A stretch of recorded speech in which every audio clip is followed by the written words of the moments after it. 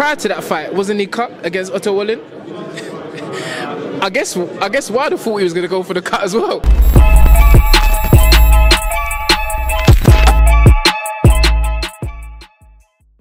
Pro boxing fans, just brushing his hair. Tunde Ajayi doing an AB impersonation. You remember Broda? Tunde Ajayi, you know, the signature shadow box before the interview. How are you? How's things? I'm fine, thank you. I'm feeling good. Surprisingly, calm. Don't interrupt. This man here, listen, me and this man and his father actually go back a long way. He's the best cut man, one of the best trainers, up and coming trainers in the game, and you're going big places, mate. Trust me. Yeah, see you tomorrow. Big up, love. Yeah, nice. Yeah. Tunde, let's talk about why you're here. Anthony Yarde featuring as the co-main to Shiraz Williams. Talk to me about Anthony. Look, he rightfully got his plaudits, like Dev said, got his flowers in the press conference. But 2024, it's going to be a big year. Already, I'm looking online. Boxeo, Callum Smith, they're talking about Bivol, Bertbiev. Big year for Anthony Yarde and yourselves. Yeah, didn't I tell you it was AY versus the world before? I told you it all reverts back to what I've always known, which is the same people that criticise will eventually and inevitably end back in the Anthony Yarde show. It's Anthony Yarde v everyone. It's not just one name, because Anthony is the stock. And I was, you know, it's not about, we can't overlook tomorrow. Tomorrow is so important for us as a team, because it's what lies ahead after that. So thank God, preparation's gone very well. Anthony's trained diligently, and I feel that if there's anyone more excited than me, I'm gonna give them a £50 note, because I can't wait to this. Because you know, like I always say, Andy is the most exciting fighter in the UK, and probably one of the most exciting fighters in the world. Not probably, definitely one of the most exciting fighters in the world. But there's the thing that it's the electricity that Anthony Yarde brings. It's the anticipation. It's, you know, something violent in a good way is about to happen, and I just feel that Anthony's always been that. So that's why everyone all of a sudden is calling his name, because all roads lead back to Anthony Yarde. Obviously on Saturday night, whilst there's all these big fights and everything else being talked about in 2024, how important is it as a trainer, and I'm sure Anthony's more than experienced now, to know that, listen, let me get the job done Saturday night and not get carried away in what's going on in the media, and then we look at what's happening in the summer onwards? Yeah, I think that's always been the case for us, one fight at a time. Even like when people are trying to talk to me about the next fight, I'm like, phone me. Do not phone me on the last week. Don't message me, nothing. Because I've got a job as a trainer, and I've also got a job as a manager. And you cannot overlook the fight that you're preparing for. We see what happens see what has happened in recent times with Deontay Wilder thinking about the AJ fight. Well, guess what? Joseph Parker weren't thinking about the AJ fight, and he's landed himself even bigger fight now in Saudi. So for us, it's always been the same thing. Stay focused, deal with Saturday. You know, only one more day now. Friday, 2:30 weigh-in, then fish and chips Friday after. And fish and chips Friday after the weigh-in. Fish and chips after the weigh-in. Haagen-Dazs apple crumble. Boom. Saturday night, Lions in the camp.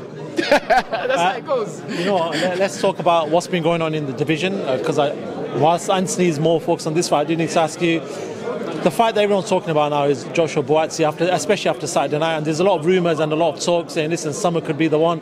We've even been hearing about an outdoor stadium possibly being involved in that. Talk to me about that fight. That was an exciting fight on Saturday night. What did you make of Joshua's performance on Saturday? Yeah, it was a very exciting fight. You know, I don't know, this friend business, I'm just being honest. That's why, I don't know, I heard people say that maybe Josh took his foot off the gas and everything like that. But again, my thing is, I've always advised my fighters, don't be too friendly in this sport, because you may have to inevitably end up fighting them. One thing I can promise you, Anthony Yarde ain't got no friends in the boxing ring, and once he gets in there, he's going for it. It was a good fight. I think Dan could have pushed on a little bit more. I think he had his moments. Josh boxed okay. A good performance being out. No, he wasn't really out, because I think he last fought the Stefan or whatever, that guy. And but he looked well. It was a very good fight. Very good fight for the fans. And but again, it's all about Ant. It's all about you. Nobody can get me, boosting up another fighter when all they've seen me do in Anthony Yarde's whole career is talk about Anthony Yarde. It's just inevitably what's the best fight for Ant? What's the best fight for Ant? Ant hasn't dodged any fight in his career. He is the one that even went onto Joshua Buatsi's platform and called him out. Before the trainer, Virgil Hunter was saying, "Oh, why should we give?"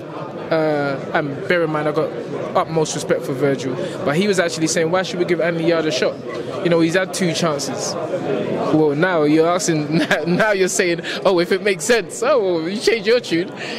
You see what I'm saying? So it's like sometimes you just gotta be quiet and let life play out the way God wants it to play out. And so if the Boxing fight does happen, it's definitely a stadium fight, because the fight has been built for over 5 years.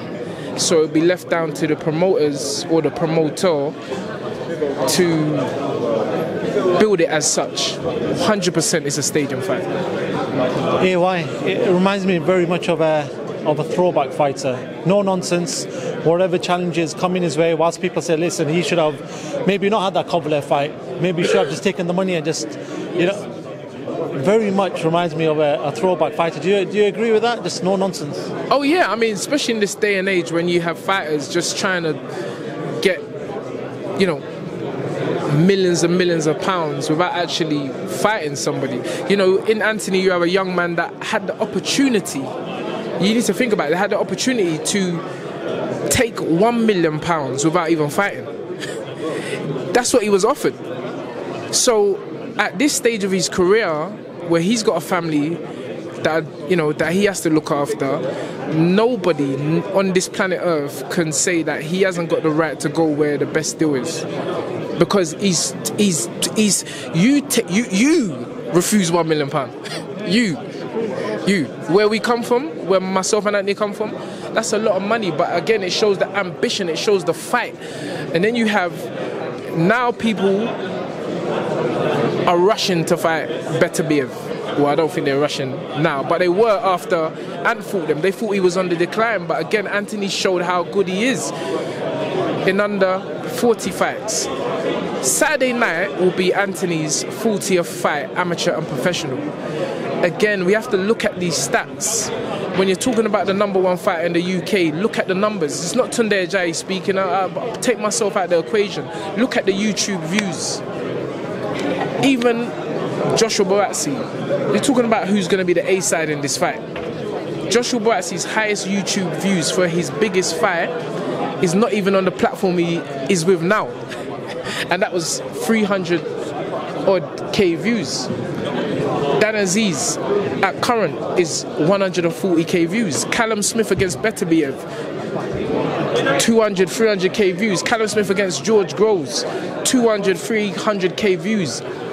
Anthony Yarde against Kovalev, 3.6 million views. Anthony Yarde against Beterbiev, 3.4 million views. Anthony Yarde against guys who you call bums. A lot of the press and everything call bums. I mean, look, let me get my phone out. Cause I got the stats. It's not Tunde Ajayi. I got the stats. Alex Turan. People don't even know Alex Turan. You don't even know who Alex Turan is. A guy that they said is a bum. 300k views. Yeah. Sikloka, 600k views. Darius Sek, 400k views. Kokov, Stephanie Kovkov, 300k views. 300k views. Dex Spellman, 400k views. Lyndon Arthur, over 600k views. Travis Rees, over 600k views. Public workouts, not fights. Public workouts. You know, the tippy tappy pads. The tippy pads. 1.4 million views. Yeah, one of them's your videos. The list, come on, man, come on. We know what time it is. Anthony Yarde is the draw. Anthony Yarde is the fight. And you know why he's got more numbers than any other British fighter outside of Tyson Fury, Anthony Joshua? You know why he's got the most numbers? Because he's got the least experience and he's gonna fight. It ain't no, you know, it's the warrior spirit, it's the mentality of Anthony Yarde. But it's called prize fighting for a reason. It's professional prize fighting. So, when you look at the numbers, when you put your emotional feeling aside, what you may have for Tunde Ajayi, men lie, women lie, numbers don't lie. I'm gone. No, you're not gone. Stay there. Come back, man. You're not going nowhere. That was a good spiel. I like it. No, that's good. It's not even a spiel, but it's facts. It's facts. It's facts. Don't come with no squill business. It's facts, bro. No, it's good. All right. So look, obviously in regards to the numbers that you've said, yes, I've known you guys for a long time. I was covering Anthony, coming to the gym, doing all that stuff, and I've got to say, back in them days, the American audience that I was working for at the time, yes, seemed to like Anthony and seemed to like the thing that was going on in camp. Since then, obviously, he's built on, made himself a household a name, yes, and you know, big things coming in 2024. I do want to quickly get two other questions before I let you go. Tyson Fury, Oleksandr Usyk. Everyone was gutted once that broke out. I just want to ask you now. May 18th is a new rescheduled date. Yes. Do you feel like with this cut and the healing and the scoring tissue that maybe it is advantage Usyk now? If he does target that eye, maybe we can see him changing his game plan a little bit, or maybe adding to his game plan to target that eye, maybe open that up and give Fury problems? No. No. The Gypsy King is the king for a reason. And I'm saying this. He had a trilogy with Deontay Wilder. Prior to that fight, wasn't he cut against Otto Wallin? I guess Wilder thought he was going to go for the cut as well. But guess what? It never worked. Because Tyson Fury is a boxer tricks. And again, even if you want to look at the negative side, or call it negative, in regards to him being dropped by Francis Ngannou. Bro, or is it fam? I don't know. It's Francis Ngannou. The guy can punch. The guy has the most, I think it's the heaviest punch on the UFC machine, registered punch. But guess what? Tyson Fury got up and he won the fight. So I just feel that it's all part of boxing. It's all part of the razzmatazz. I don't feel that Oleksandr Usyk will not be going into that thinking, oh yeah, hit the eye because he's got a cut, because we can say the same thing about him. He's been dropped numerous times to the body. Tyson Fury can go for the body. So at the end of the day, it's going to boil down to who is prepared best, who is the most confident, who can put their will on the other person. I think it's a battle of wills more than anything. Skill is skill, punch power is punch power, but this is whose will win. And that's what I feel this fight ultimately is going to boil down to. Talking about Ngannou, AJ Ngannou is only a couple of weeks out now. Yeah. A lot of people still say that Ngannou is still a bit of an enigma in sort of boxing terms. We know what he did against Fury, but we haven't seen too much of him. Do you think he causes problems to Anthony Joshua, or do you think it should be a routine win for Anthony? No, sir. What we have to understand is not all professional boxing matches are won by boxing.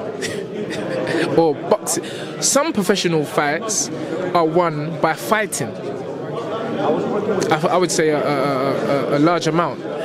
What we know about Francis Ngannou is that he's a fighter, and that in itself can cause AJ a lot of problems. I don't think AJ is going to go in there thinking I can do a little amateur boxing and box his ears off. And it ain't going to be easy like that, because you have in Francis Ngannou a warrior, someone who's going to be very determined.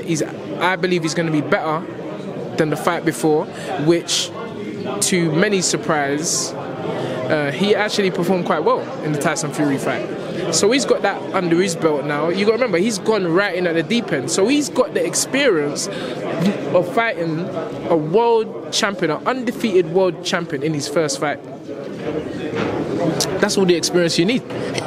because there's no other level than Tyson Fury. So I don't really like this fight. I'm going to be honest with you. I don't like this fight. Other than the financial aspect, which is the main thing, because it is prize fighting, I don't like the fight. Because I don't want to put no negativity in the air, because I'm backing AJ anyway. But I just feel that he could have had an easier warm up. Just waited and maybe have the trilogy with Usyk or the Tyson Fury fight. Final one before I let you go.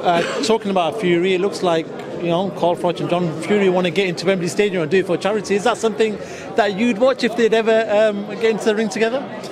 Carl Froch and who? John Fury. I'm not sure if you've seen it. They've called each other out. Carl Froch is saying, listen, I'll do it only for charity. You know, this is why I don't really pay no attention, because it's like people just make things up nowadays. Can you actually see John Fury getting in? I'm just saying, they want each other, man. I don't know why. It's nonsense. I'm not even entertaining that. But if you want me to answer the question, would I watch? Absolutely. I'm a boxing fan, and you know, big old John. I mean, he's quite aggressive. Carl is still in shape. Carl is still a fighter today. I'm quite sure Carl Froch could make a return to the sport of professional boxing and beat 95% of the boxers today.